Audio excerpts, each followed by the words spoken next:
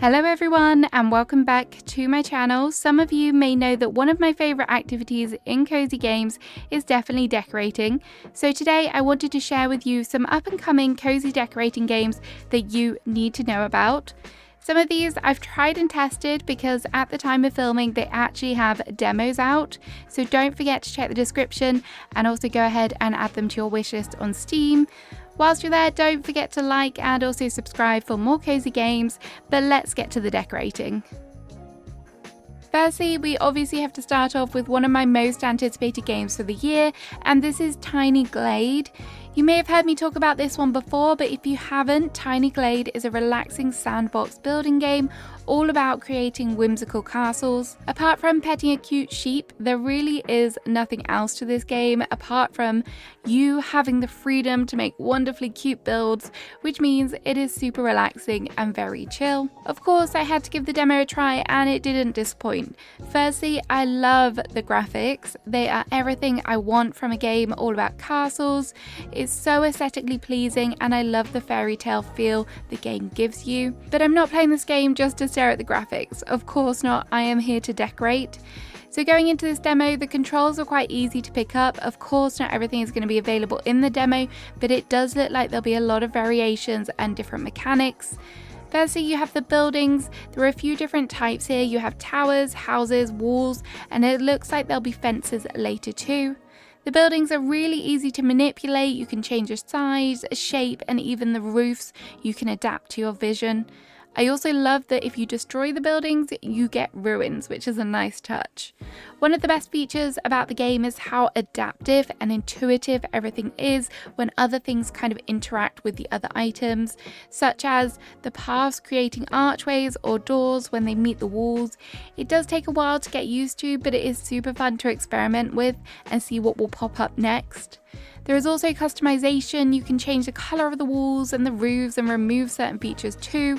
One of my favourite things was the windows though, because they have flower boxes. How precious is that? Flowers are of course possible as well. You can place down little flower bed looking areas, and it looks like there'll be more options including trees later on. There is also a little bit of terraforming which allows you to raise up the ground and gives you some height. You can also smooth this out, which is a nice feature too. Overall, I had so much fun playing around in this demo. I am super excited for the release, and although there is no definitive release date yet, it is touted for Q3 of 2024, so fingers crossed there isn't long to wait for this one. The next game I want to talk about is Wishlists. I've been following this game's development for a long time, and I first tried the original demo over a year ago now. Wishlists is another sandbox style building game, but this is a pixel art style game and it's all about making a perfect town for little Wishlists to live in. The developers have recently released a more up-to-date demo to try, and I love all of the new features and how things are shaping up in this game. One of the new additions I first noticed was the ability to pick different maps, and I'm excited to see what other ones come in the future. Although it looks like it would be fun to watch the little characters run through the maze, I did decide to pick the original map just because I wanted a little bit more freedom to decorate. The core mechanics have not changed much from when I first played. You can expand the main blocks, add paths and cute little scenery items. Previously the decor items were pretty restricted, but the catalogue has been expanded upon and you get a whole bunch more to play with, and it looks like there is some locked for the full version as well.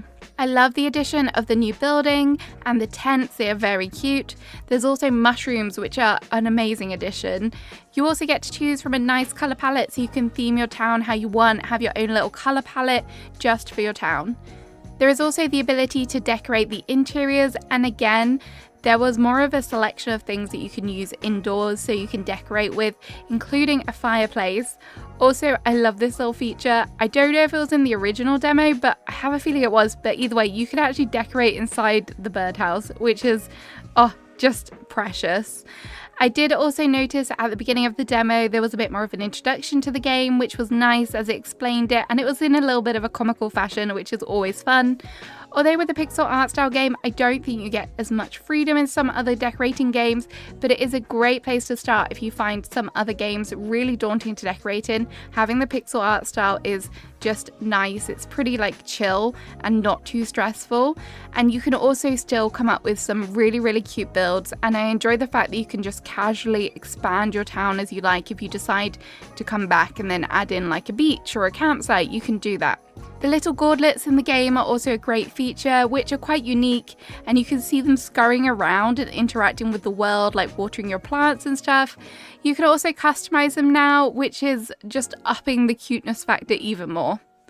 Gauntlets is releasing this summer, so if you do miss out on the demo, make sure you've added it to your wish list for when the game goes live.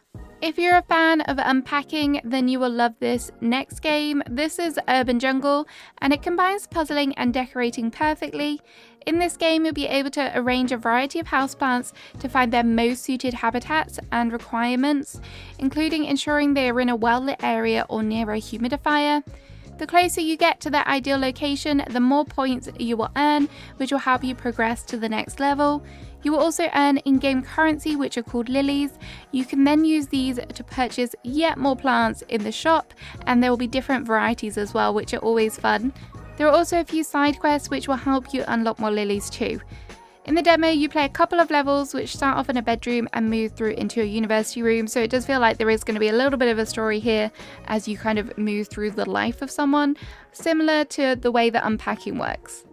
Although this game isn't purely about decorating, you will still get the same rewarding feeling as you would from a sandbox style game, because even though the main goal is obviously about getting many points as possible, I still found myself wanting to arrange all of the plants nicely and kind of have them together in a kind of aesthetic looking place.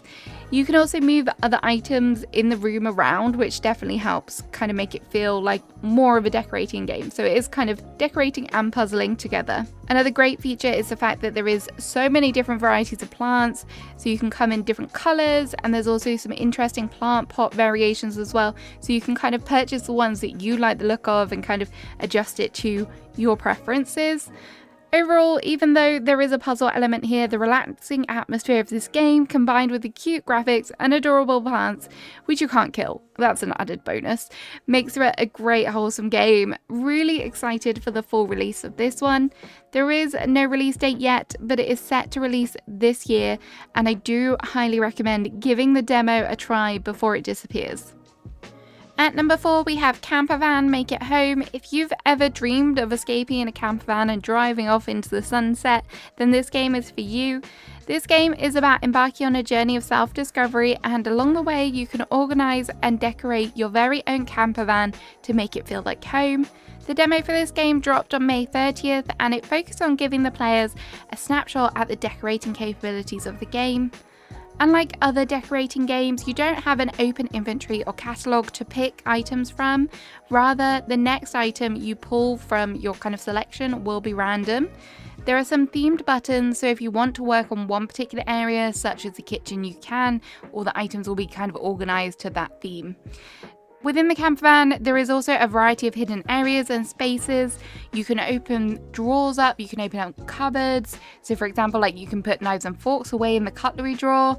And some things will be a little bit surprising. For example, you can hang up folded clothing items. It will kind of automatically snap for you, which is great. Again, this was a super casual and slow-paced, relaxing game where there is zero pressure to kind of do anything at a particular pace. I was able to decorate super leisurely, which is nice and my preferred way of decorating. However, there is a tiny little bit of a puzzle element, as the more items you pull out, the kind of more you have to move things around and adjust them to ensure that everything fits in the way that you want it to. I really love the art style of this game, and all of the individual pieces are really well done. They're very on theme. There was nothing that I pulled out and I was like, what is this? So that's good. And I also love like the outdoor furniture. There was a variety of things, so you don't just have to decorate within the camper, you can do outside as well. There was clothes and food items. There was just so much.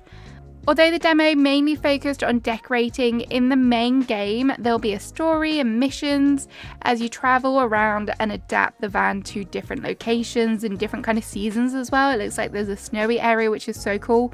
It even looks like there'll be pets, which will be perfect. I cannot wait for a cat to come on a journey with me. Again, there is no release date for this one, but make sure it's on your wish list if it isn't already. Next up, we have Design and Conjure. This is an upcoming game and it'll be perfect for all those witches and wizards amongst you.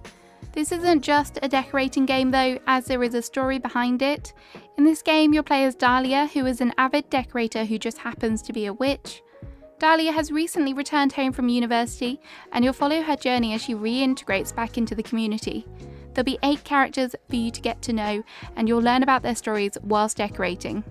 In the main story, there is also 6 themed shops with both interior and exteriors to style. Outside of the story, there is also a creative mode where you'll have access to hundreds of customizable objects to decorate with. From what I've seen so far, the items look amazing and the decorative possibilities look great. Definitely one for those decorators who are after a more whimsical and rustic approach to their builds. At this time, there is no demo or release date, but it's definitely one to keep an eye on. And finally, we have Monterona, which is an adorable game all about building and decorating cute Italian-themed streets. This game reminds me a little bit of Townscaper, and I also love Italy, so I know that this will be a wonderful game for me. There is no demo available for this game yet. However, the developer has said that hopefully there will be one soon. Like we saw with Tiny Glade earlier, this game will have adaptive decorating style, so when you place items down, they will change with their surroundings. I love that kind of aspect of things, and it's different from having to select items from a catalogue, and you get surprises, which is great. The game will have community stories, and once you have finished the main storylines, there will be a sandbox mode for you to enjoy and decorate to your heart's content. Once you have a gorgeous looking street, you'll also be able to bring them to life by adding characters. I love that because that feels like something that I haven't seen before in these style of games. If you want to know more about this game, there is currently a live stream from the developer on their Steam page as part of the cozy and family friendly game celebration, but don't forget to add this one to your wish list as well. So there we have it. There are some upcoming cozy decorating games. I hope you enjoyed looking at these, and let me know in the comments which one has made it onto your wish list. I know all of them are on mine. I'm very excited for all of them. I'll see you again soon with another video. Have a great rest of your day. Goodbye.